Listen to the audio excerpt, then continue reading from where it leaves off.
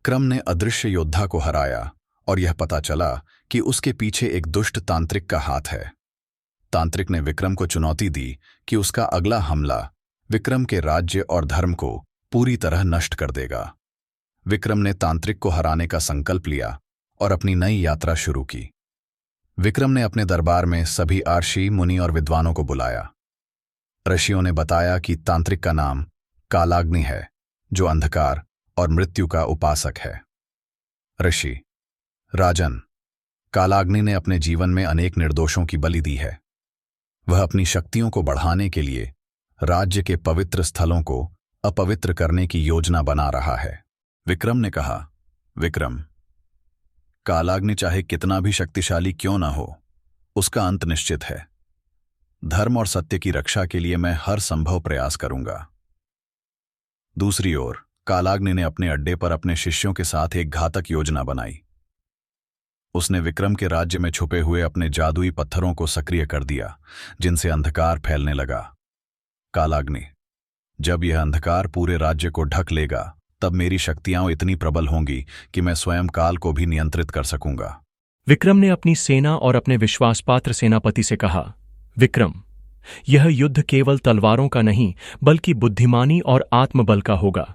हमें कालाग्नि के छुपे हुए जादुई पत्थरों को नष्ट करना होगा।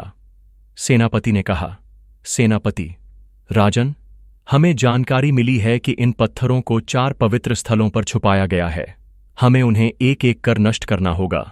विक्रम ने अपनी यात्रा शुरू की और पहले पवित्र स्थल पर पहुंचे। यह स्थल एक प्राचीन मंदिर था, जहां कालाग्नि का पहला जादुई पत्थर छुपा हुआ था। मंदिर के अंदर अदृश्य राक्षस तैनात थे, जो पत्थर की रक्षा कर रहे थे। विक्रम ने अपनी मणि और तलवार के सहारे उन राक्षसों को हराया और पत्थर को नष्ट कर दिया। दूसरा स्थल का गहरी गुफा थी, जहां विक्रम को अनेक जादुई पहेलियों का सामना करना पड़ा। हर पहेली का उत्तर देने के बाद गुफा का एक हिस्सा खुलता गया। अंततः विक्रम ने दूसरे जादुई पत्थर को नष्ट कर दिया। कालाग्नि को जब यह पता चला कि विक्रम ने 2 पत्थरों को नष्ट कर दिया है, तो उसने अपनी शक्तियों का उपयोग करते हुए विक्रम के मार्ग में और बाधाएं पैदा कीं। कालाग्नि: विक्रम, तुम सोचते हो कि मेरे पत्थरों को नष्ट करके मुझे हरा दोगे? मैं तुम्हें अपने अगले जाल में फंसाकर खत्म कर दूंगा। तीसरा स्थल एक विशाल झील के बीच स्थित एक द्वीप था। इस द्वीप तक पहुंचने के लिए विक्रम को जादुई नाव का उपयोग करना पड़ा, जो केवल उनके साहस और सत्य के कारण सक्रिय हुई। द्वीप पर विक्रम ने पानी के राक्षसों का सामना किया और उन्हें पराजित कर तीसरा पत्थर नष्ट किया। अंतिम स्थल एक निर्जन वन में स्थित था, जहां चारों ओर तांत्रिक के शिष्यों का कब्जा था। विक्रम ने अपनी सेना के साथ वहां हमला किया। एक भयंकर युद्ध हुआ और विक्रम ने अपनी चतुराई और वीरता से चौथे पत्थर को भी नष्ट कर दिया।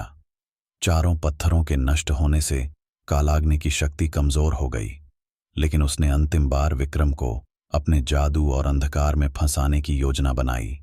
कालाग्नि: विक्रम, अब तुम्हें मेरा वास्तविक प्रकोप झेलना होगा। मैं स्वयं तुम्हारा सामना करूंगा। कालाग्नि ने विक्रम को एक सुनसान मैदान में बुलाया। वहां दोनों के बीच एक घातक युद्ध हुआ। कालाग्नि ने अपनी सारी जादुई शक्तियों का उपयोग किया, लेकिन विक्रम ने अपनी मणि, तलवार और बुद्धिमत्ता से उसे पराजित कर दिया। कालाग्नि की हार के बाद उसकी सारी जादुई शक्तियां समाप्त हो गईं। उसने विक्रम से कहा, कालाग्नि, तुमने मुझे हराया, लेकिन अंधकार फिर लौटेगा। विक्रम ने उत्तर दिया, विक्रम, जब तक सत्य और धर्म जीवित हैं, अंधकार को हर बार मिटाया जाएगा। कालाग्नि के अंत के बाद राज्य में शांति लौट आई। प्रजा ने विक्रम की वीरता की प्रशंसा की। प्रजा: राजा विक्रम की जय, उन्होंने हमें फिर से बचा लिया। महल में लौटने के बाद विक्रम ने कहा, विक्रम, यह लड़ाई केवल अंधकार के खिलाफ नहीं थी, बल्कि अपने भीतर की कमजोरियों को समझने और हराने की भी थी। विक्रम ने तांत्रिक कालाग्नि को हराकर राज्य में शांति स्थापित की, लेकिन हर विजय के साथ नई चुनौतियां जन्म लेती हैं। इस बार विक्रम को अपनी बुद्धिमत्ता और साहस से आत्मा की परीक्षा देनी होगी। वहीं बेताल एक नई कहानी और रहस्य के साथ लौट आया है। विक्रम एक शांत रात में महल की छत पर खड़े होकर अपनी विजय और आने वाली चुनौतियों पर विचार कर रहे थे। अचानक हवा में एक जानी पहचानी आवाज गूंजी, बेताल। राजा विक्रम, तुम्हारी विजय की गाथा दूर दूर तक फैली है, लेकिन यह केवल शुरुआत है। मैं तुम्हें एक नई यात्रा पर ले जाने आया हूं। विक्रम ने मुस्कुराते हुए कहा, बेताल, तुम्हारे साथ हर यात्रा कठिन होती है। क्या इस बार भी कोई पहेली है? बेताल, इस बार तुम्हें सिर्फ पहेलियां नहीं, बल्कि आत्मा की परीक्षा से गुजरना होगा। यह परीक्षा तुम्हें यह दिखाएगी कि तुम अपने भीतर कितने मजबूत हो। बेताल ने विक्रम को एक सुनसान जंगल की ओर ले जाया। यह जंगल सामान्य नहीं था। वहां हवा भारी थी और हर पेड़ से फुसफुसाने की आवाजें आ रही थीं। बेताल, यह जंगल तुम्हारी आत्मा का प्रतीक है। हर पेड़, हर छाया तुम्हारे अंदर के किसी डर या कमजोरी का प्रतिबिंब है। यहां तुम्हें अपनी सच्चाई का सामना करना होगा। विक्रम ने आत्मविश्वास से कहा, मैं हर परीक्षा के लिए तैयार हूं। जंगल में चलते हुए विक्रम का सामना एक विशाल दर्पण से हुआ। इस दर्पण में विक्रम ने खुद को एक साधारण व्यक्ति के रूप में देखा, जो शक्ति और साहस से रहित था। दर्पण, क्या होगा अगर तुम राजा ना होते? अगर तुम्हारे पास कोई शक्ति ना होती तो क्या तुम अपने धर्म और सत्य की रक्षा कर पाते? विक्रम ने उत्तर दिया, सच्ची शक्ति बाहरी नहीं, बल्कि भीतर होती है। मेरा धर्म और सत्य मेरी पहचान है, चाहे मैं राजा हूं या साधारण व्यक्ति। दर्पण टूट गया और विक्रम ने अपनी पहली परीक्षा पार कर ली। आगे बढ़ते हुए विक्रम ने देखा कि जंगल में एक सुंदर महल खड़ा है। वहां हर तरह की सुख सुविधा थी। आवाज, यह महल तुम्हारा है, यहां रहो और तुम्हें कभी किसी लड़ाई का सामना नहीं करना पड़ेगा। विक्रम ने कहा, सुख सुविधा के लिए अपने कर्तव्य से भागना सही नहीं। एक राजा का धर्म है अपनी प्रजा और सत्य की रक्षा करना, चाहे इसके लिए कितनी भी कठिनाई क्यों ना उठानी पड़े। महल गायब हो गया और विक्रम ने दूसरी परीक्षा भी पार कर ली। जंगल के अंत में विक्रम का सामना एक दानव से हुआ, जो उनके राज्य और प्रजा का अपमान कर रहा था। दानव, तुम राजा हो, लेकिन तुम्हारा राज्य कमजोर है। तुम्हारी प्रजा डरपोक है। तुम उन्हें बचाने लायक नहीं हो। विक्रम का क्रोध उबलने लगा, लेकिन उन्होंने खुद को शांत किया और कहा, विक्रम, क्रोध से समस्या का समाधान नहीं होता। सच्चा राजा वही है जो अपनी भावनाओं पर काबू रखे और हर स्थिति का सामना बुद्धिमानी से करे। दानव गायब हो गया और विक्रम ने अपनी अंतिम परीक्षा भी पास कर ली। बेताल ने प्रकट होकर कहा, बेताल, राजा विक्रम, तुमने अपनी आत्मा की परीक्षा पास कर ली। तुमने दिखा दिया कि सच्चा राजा केवल बाहरी शक्ति से नहीं, बल्कि अपने भीतर की सच्चाई और धैर्य से महान बनता है। विक्रम ने उत्तर दिया, धर्म और सत्य ही मेरे जीवन के मार्गदर्शक हैं। मैं हर परीक्षा के लिए तैयार हूं। बेताल ने कहा, अब जब तुमने आत्मा की परीक्षा पास कर ली है, तो मैं तुम्हें एक नई कहानी सुनाने वाला हूं। यह कहानी तुम्हारे लिए एक नई चुनौती लेकर आएगी। तैयार हो जाओ, क्योंकि यह यात्रा तुम्हारे साहस और ज्ञान की सीमा तक जाएगी। विक्रम ने अपनी आत्मा की परीक्षा पास की और दिखाया कि वह अपने भीतर की कमजोरियों पर विजय पाने में सक्षम है। अब बेताल ने एक नई कहानी और चुनौती की शुरुआत की घोषणा की। रात के घने अंधेरे में विक्रम श्मशान घाट पर खड़ा था। हवा में एक अजीब सी सिहरन थी। पेड़ों के बीच अचानक बेताल प्रकट हुआ और विक्रम के कंधे पर चढ़ गया। बेताल, राजा विक्रम, यह यात्रा पहले से भी अधिक कठिन होगी। इस बार तुम्हें सिर्फ बुद्धिमानी नहीं, बल्कि अपने निर्णयों की सच्चाई का परीक्षण देना होगा। मैं तुम्हें एक कहानी सुनाऊंगा, लेकिन याद रहे, यदि तुमने उत्तर दिया तो मैं वापस अपने स्थान पर लौट जाऊंगा। विक्रम ने दृढ़ता से कहा, मैं हर चुनौती के लिए तैयार हूं। कहानी सुनाओ। बेताल, बेताल, कहानी एक ऐसे राजा अजय की है जो अपने राज्य में न्यायप्रिय और दयालु था। लेकिन एक दिन उसके दरबार में दो अजनबी आए। वे दोनों अपने साथ एक दुर्लभ हीरा लेकर आए और दावा करने लगे कि हीरा उनका है। पहला अजनबी बोला, महाराज, ये हीरा मेरे पूर्वजों का है। इसे मेरी मां ने मेरी विरासत के रूप में दिया था। दूसरे व्यक्ति ने इसे मुझसे चुराया है। दूसरा अजनबी बोला, राजन, यह झूठ बोल रहा है। यह हीरा मेरी कड़ी मेहनत का फल है। मैंने इसे पहाड़ों में खनन के दौरान पाया। इसे मैं किसी को नहीं दूंगा। राजा अजय दोनों की बात सुनकर उलझन में पड़ गया। उसे समझ नहीं आ रहा था कि वह किसकी बात माने। उसने दोनों को एक दिन का समय दिया और आदेश दिया कि वे अपने दावे का प्रमाण लेकर आए। अगले दिन पहला अजनबी एक पुराना दस्तावेज लेकर आया जिसमें लिखा था कि यह हीरा उसके पूर्वजों की संपत्ति है। दस्तावेज पर प्राचीन मुहर भी थी। दूसरा अजनबी खाली हाथ आया, लेकिन उसने कहा, महाराज, मेरे पास दस्तावेज नहीं है, लेकिन यदि आप चाहें तो मैं उस स्थान को दिखा सकता हूं जहां मैंने यह हीरा पाया था। अब राजा अजय के सामने एक कठिन प्रश्न खड़ा हो गया। उसे तय करना था कि वह हीरा किसे दे। बेताल, तो बताओ विक्रम, राजा अजय को क्या निर्णय लेना चाहिए था? किसे वह हीरा देना चाहिए? याद रहे, अगर तुम उत्तर दोगे तो मैं वापस लौट जाऊंगा। विक्रम कुछ देर तक सोचता रहा। फिर उसने कहा, विक्रम, राजा अजय को उस हीरे को पहले अजनबी को देना चाहिए था।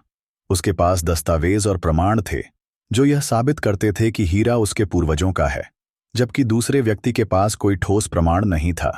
न्याय प्रमाणों के आधार पर होता है, न कि कवल दावों के। जैसे ही विक्रम ने यह उत्तर दिया, बेताल हंसते हुए कंधे से उड़कर वापस पेड़ पर जाकर लटक गया। बेताल, तुमने सही उत्तर दिया विक्रम, लेकिन यह केवल एक शुरुआत है। अब मैं तुम्हें अगली कहानी सुनाने के लिए तैयार हूं। अगर तुम सच में सत्य और धर्म के पथ पर हो तो इस पूरी यात्रा को सफलतापूर्वक पूरा करो। विक्रम ने बेताल को पकड़ने के लिए फिर से उस पेड़ की ओर कदम बढ़ाए, लेकिन इस बार उसकी आंखों में अडिग विश्वास और साहस था।